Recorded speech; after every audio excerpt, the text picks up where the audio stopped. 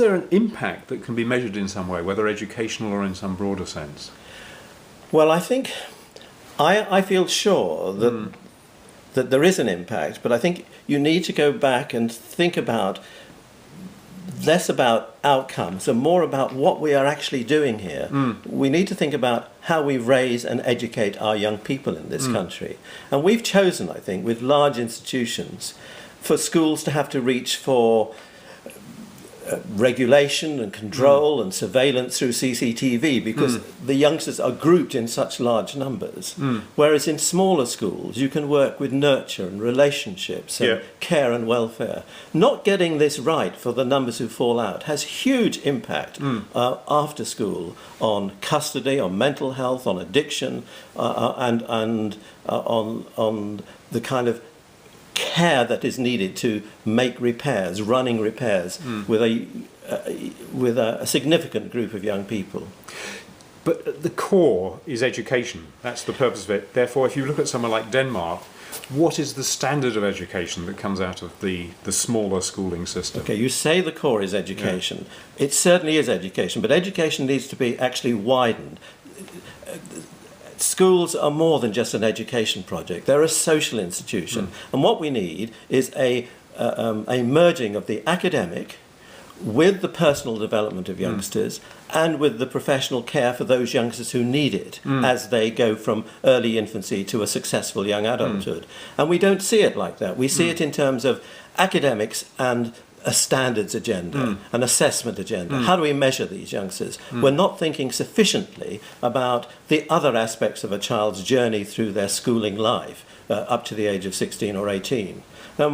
My sense is that the system... my sense is that we're not asking teachers to be therapists and clinicians here, but we are asking them to have a therapeutic disposition. You know, we've got schools that actually, when children misbehave, don't see behaviour as a communication of need. It's something to be punished with tariffs and sanctions. Our teachers are no longer trained in child development, attachment theory, or the emotional factors in teaching and learning. And that's a crucial part of human-scale education's message. But if you look at the Danish model, their academic results are as good as any in Europe. But the important thing is when you measure engagement, pupils' experience of schools and their parents' aspiration for children in schools, it's much higher. Does human-scale education lend itself to rural settings in the developed world where pupil numbers are likely to be smaller in village schools? Well, it's interesting. I've written this book on urban village schools, and I find myself now winning contracts for supporting free schools in rural areas, which are small by design and not small by default. So we've been supporting a school in Swanage, which is only going to be 400, which is being state-funded. Now, what's interesting about this is that we have a chance under this new policy environment, which is hugely contested, and we will only work with free schools that don't impact on other provision in the community. But we do have an opportunity to set up new models of schooling which can serve as an example. And certainly it is in those rural areas that we're beginning to see people coming forward and parents coming forward saying, we can do this differently. We don't have to educate our children in factory schools. We can create a sense of intimacy and concern, and actually there will be a reciprocal relationship between the emotional well-being of children created in these settings and the academic achievement that they attain. Is human scale relevant to other institutions like, say, hospitals and universities? Yes, we're having a very interesting conversation with Kaluskulbenkin at the moment about whether in fact we can take the principles of the humanity of scale and the primacy of relationships and apply them to other settings, to social care, to young offenders institutions. I'm absolutely sure this is the case.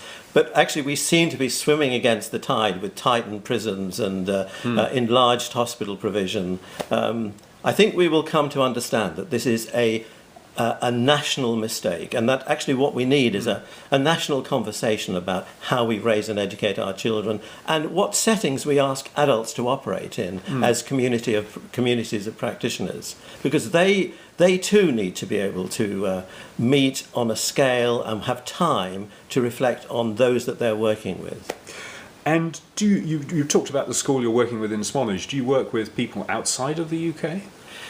Well, we have a program which takes teachers to international small-scale practice, and we're interested in capturing the small-scale practice that is available internationally.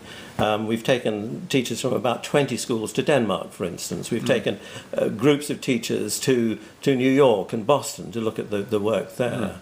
And I think what we're finding is that there is a need to, whilst the context is different here, there is substantial learning to be gained by looking at these other models. Isn't it more expensive to provide human scale education? It seems to me it implies more teachers, more money on design quality, a whole series of resource implications flow from it. At one point in my recent career, I made a Channel 4 dispatches program on the issues of small schools and kids getting left behind.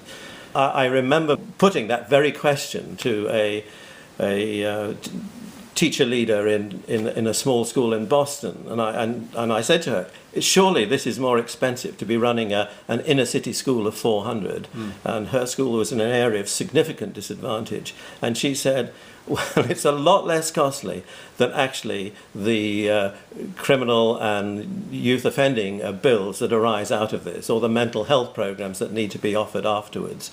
And in fact, the Boston pilot schools, dollar for dollar, are not given any more money than the existing state provision there. James, thanks for talking to me today.